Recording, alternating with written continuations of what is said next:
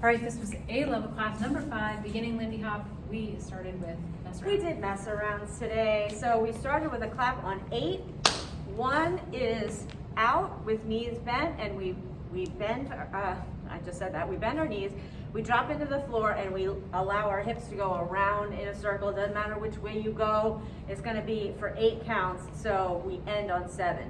8, 1, 2, 3, 4, 5, 6, 7. We did another one, 8, 1, 2, 3, 4, 5, 6, 7, to end up with 4 in a row. But next week we're gonna the second and fourth one we're gonna get replaced with something else. So don't get too married to that idea of just doing 4 sets of mess arounds.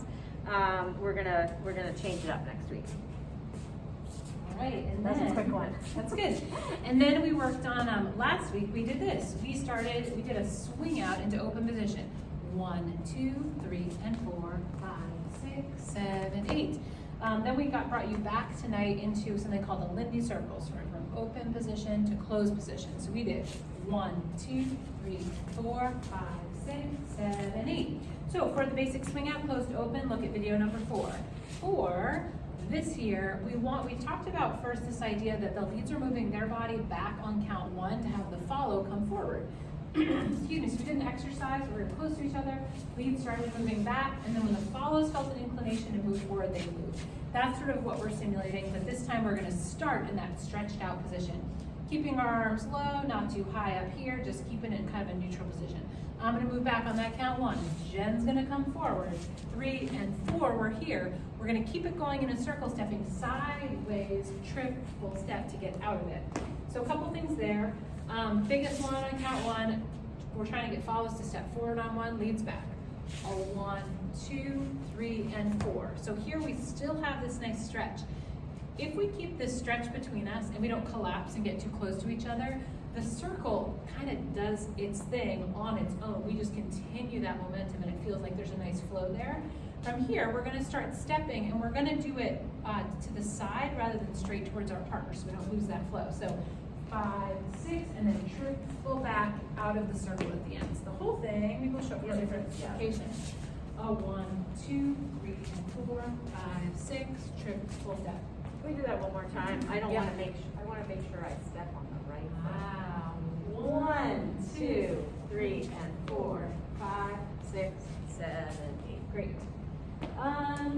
So biggest things are making sure that we keep square to our partner, relatively square during that circle so we don't lose this nice energy. Like if we were just to move around in a circle like this for a second, we want kind of this kind of energy, and we don't want to lose that by either getting out of square or stepping towards our partner.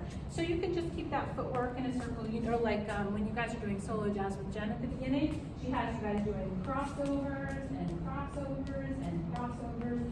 So you're getting more adept at moving your feet where you need it to be. And so for this, you may have to move to the side a little bit, but you already have some experience with that. Anything to add to this idea? Follows, well, one of the things that follows need to do for that stretch to happen is to keep moving down the line in that direction. Even though the orientation of your body is changing, you're still going to keep going on that triple step. Full step. I'm going all the way down into this hand. So if I stop myself too early, we won't get this stretch. And then Jillian just keeps it going in a circle and then linearly back at the very end. So the whole thing together, if we start from closed, we've got to swing out. 1, 2, 3, and 4, 5, 6, 7, and a circle. 3 and 4, 5, 6. We triple on back. We can do it all again. A circle. 1, 2, 3 and 4, 5, 6.